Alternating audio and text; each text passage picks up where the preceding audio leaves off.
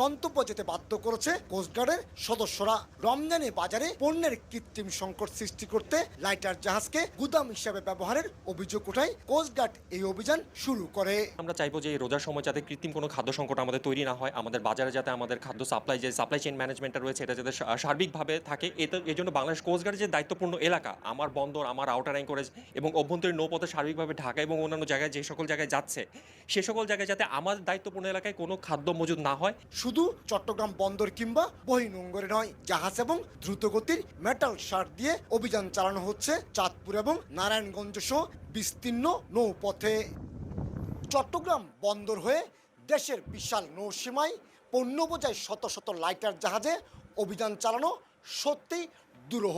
এক্ষেত্রে আমদানিকারক এবং ব্যবসায়ীরা সততা না দেখালে রমজানে ভোগ্য পণ্যের দাম নিয়ন্ত্রণে রাখা কঠিন হয়ে পড়বে।